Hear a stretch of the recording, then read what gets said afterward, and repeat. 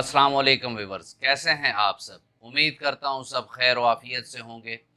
Viewers, आज हम एक इंतहाई अहम टॉपिक पर बात करेंगे और वो है गुर्दों का फेल हो जाना, जो कि अक्सर अब हमें दुनिया भर में देखने को मिल रहा है कि अक्सर लोग इस मूजी मर्ज के शिकार हो जाते हैं और आखिरकार वो डायलिसिस पर चले जाते हैं। डायलिसिस भी कोई, जैसा हमारे मुल्क में है कि अक्सर लोगों को डायलिसिस के दौरान फिर एचबीएस, एचसीवी यानी जिसे वायरल हेपेटाइटिस कहते हैं वो लग जाती है, या कोई और वायरल इन्फेक्शन उनकी बॉडी में चला जाता है डायलिसिस की वजह से।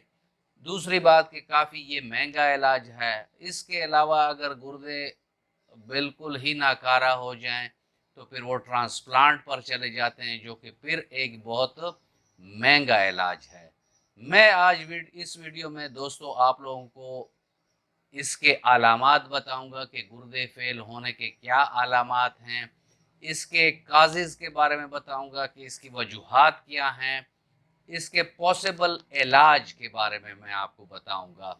स्पेशली होम्योपैथिक में इसका इंतहाई कारगर इलाज है, और अगर अलामात के मुताबिक डॉक्टर आपको मेडिसिन देता है तो ऐसे हज़ारों पेशेंट हैं कि जो डायलिसिस से भी बच गए हैं, किडनी ट्रांसप्लांट से भी बच गए हैं, और वो गुर्दे के इस मूजी मर्ज से निजात पा गए हैं।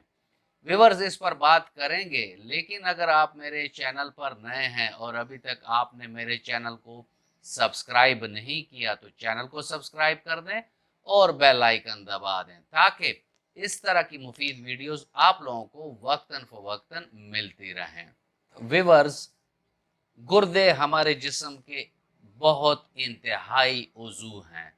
ये हमारे जिस्म से फासिद मटेरियल, यानी जो हमारे बॉडी में मेटाबॉलिक फंक्शन बनती है और रेजिड्यू बनता है, वेस्ट बनता है, तो ये चीज़ें ये हमारे जिस्म से बाहर निकालता है। साथ में अगर जिस्म में पानी की मिकदार ज़्यादा हो जाती है तो ये गुर्दे हैं कि वो मिकदार भी जिस्म में मेंटेन रखता है और फाजिल पानी को वो बाहर निकाल देता है। साथ में खून बनने के अमल में भी ये अपना रोल अदा करता है। और अगर गुर्दे सही तरह फंक्शन नहीं करते तो ये वेस्ट मटेरियल, ये टॉक्सिक मटेरियल, ये तमाम चीज़ें हमारे जिस्म में जमा हो जाती हैं। जब ये जमा हो जाती हैं तो ये हमारे जिस्म में मुख्तलिफ किस्म के अमराज को जन्म देती हैं। अब हम व्यूअर्स चलते हैं और देखते हैं कि एक आम इंसान को किस तरह पता चलेगा कि मेरे गुर्दे फेल हो रहे हैं, ये गुर्दे मेरे सही तरह से काम नहीं कर रहे। व्यूअर, इसमें पहली अलामत तो ये है कि पेशाब की मिकदार जो होती है वो कम हो जाती है। पेशाब का जो कलर है उसमें फ़र्क आ जाता है। पेशाब की जो बू है उसमें फ़र्क आ जाता है। मरीज़ को थकान सी होती है, थका मांदा होता है। 24 घंटे उसे एक लेथार्जी की कैफियत होती है, यानी थकावट की एक कैफियत होती है। उसकी सांस बेतरतीब सी होती है, यानी सांस लेने में भी उसे दिक्कत का सामना करना पड़ता है। दिल की धड़कन जो है वो भी बेतरतीब होती है। साथ में इन मरीजों के सीने में जकड़न सी होती है और दर्द सा होता है। इनकी जो जिल्द होती है वो खुश्क होती है और उसमें खारिश और इचिंग टाइप, यानी जैसे सुइयां चुभ रही हैं, इस तरह की कैफियत होती है।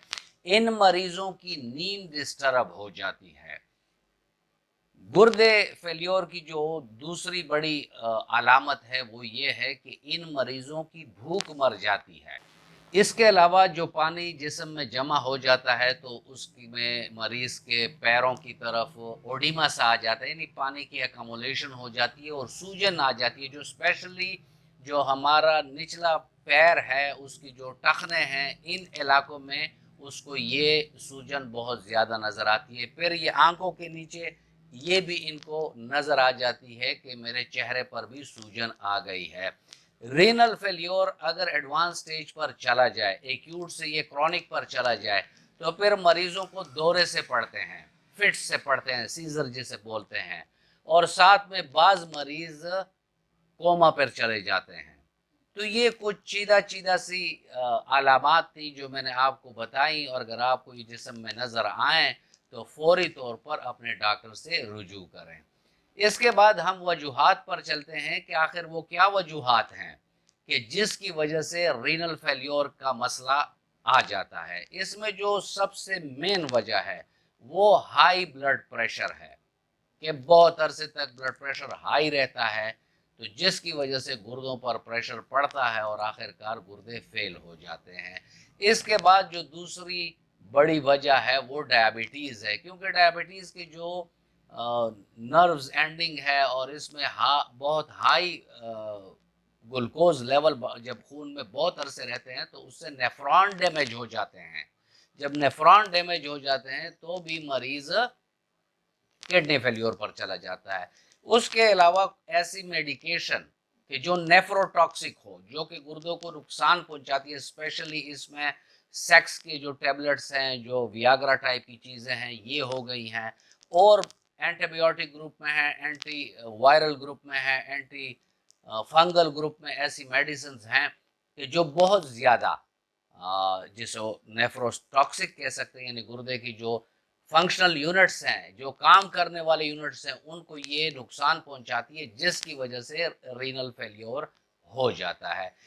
اس کے علاوہ پولیسسٹک کڈنیز ہوتے ہیں، یعنی کڈنی میں پانی کی جو چھوٹی چھوٹی تھیلیاں بن جاتی ہیں اور اس میں پانی یا کوئی اور سیال ہوتا ہے، تو جب پولیسسٹک کڈنیز بن جاتی ہیں تو اس سے بھی رینل فیلیور کا خطرہ ہوتا ہے۔ دل کے کسی عوارض کی وجہ سے، جگر کے امراض کی وجہ سے بھی کڈنیز پر پریشر پڑتا ہے، جس سے رینل فیلیور کا کیس سامنے آ سکتا ہے۔ اور بھی ایسے ڈیزیزز ہیں کڈنی کے کہ جس کی وجہ سے رینل فیلیور ہو جاتا ہے۔ ویورز، اب ہم کیسے معلوم کر سکتے ہیں یا ڈائگنوز کیسے کر سکتے ہیں کہ اس مریض کو رینل فیلیور ہوا ہے؟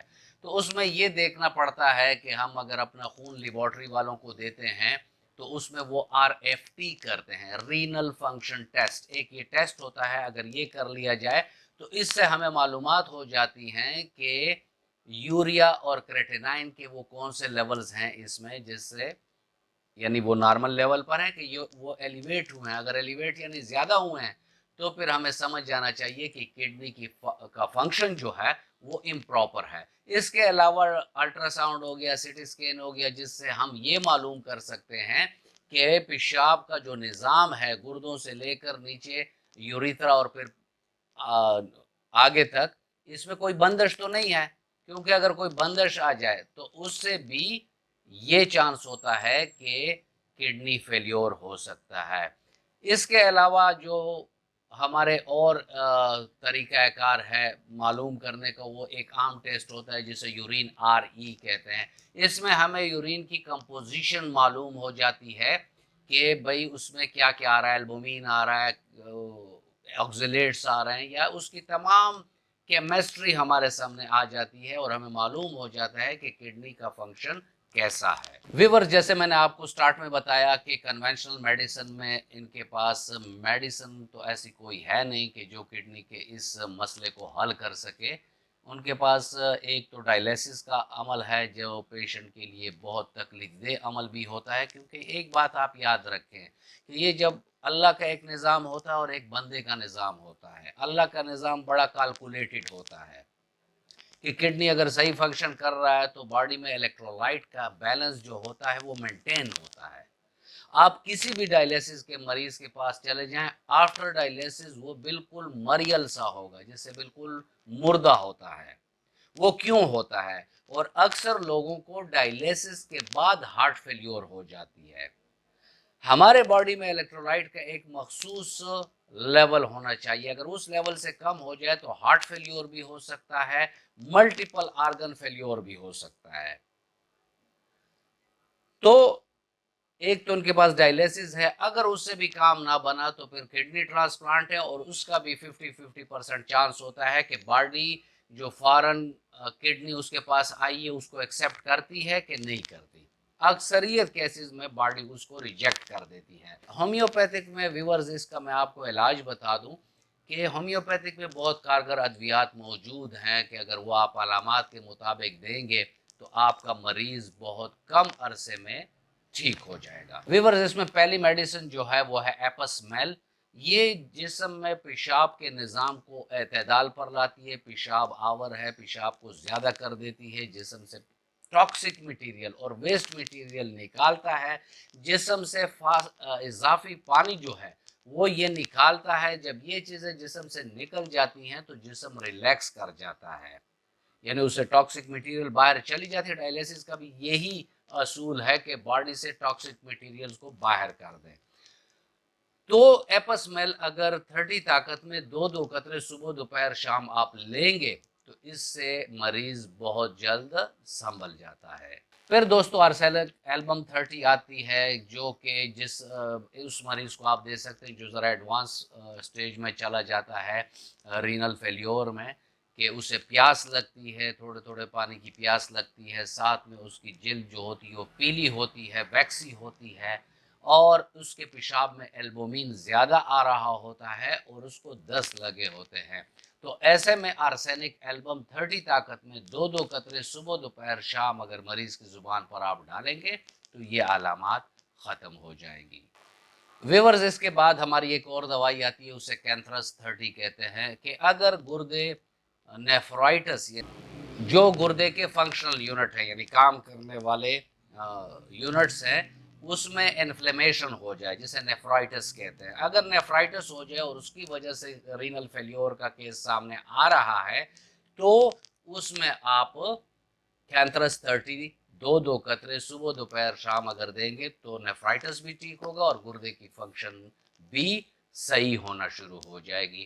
جیسے میں نے آپ کو بتایا کہ وجوہات میں بلڈ پریشر اور ڈائبٹیز بہت بڑی وجوہات ہے، تو ہمیں چاہیے کہ علامات کے مطابق، اگر ہائی بلڈ پریشر ہے تو علامات کے مطابق اس کو ادویات دی جائے اور اس کے بلڈ پریشر کو اپنے لیول پر لایا جائے۔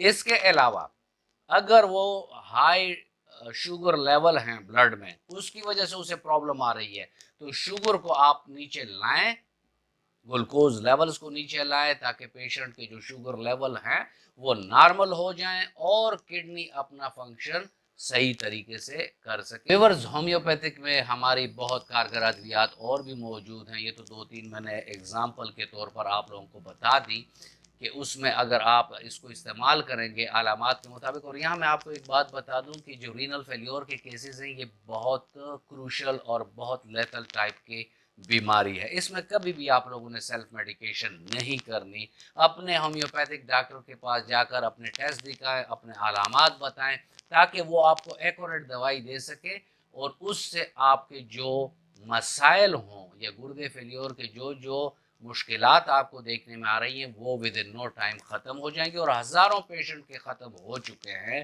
کہ جو ہمارے پاس آئے ہیں اور انہوں نے اس کا پراپر علاج کروایا ہے۔ میں مثال کے طور پر آپ کو یہاں چند دواؤں کے نام بتا دیتا ہوں کہ جیسے ٹیرابنتھیانا ہے، بینزونک ایسڈ ہے، باربیرس ہے، ایل سیرم ہے، زنجیبار ہے، بیلاڈونا ہے، سرسپیریلا ہے، یہ مختلف میڈیسنز ہیں جو کہ اگر آپ علامات کے مطابق مریض کو دیتے ہیں تو اس سے مریض کے جو گردے کی فنکشن ہے وہ بھی ٹھیک ہو جاتی ہے اور باڈی سے اضافی پانی، اضافی جو ویسٹ مٹیریلز ہیں، ٹاکسک مٹیریلز ہیں، یہ بھی نکل جاتی ہیں۔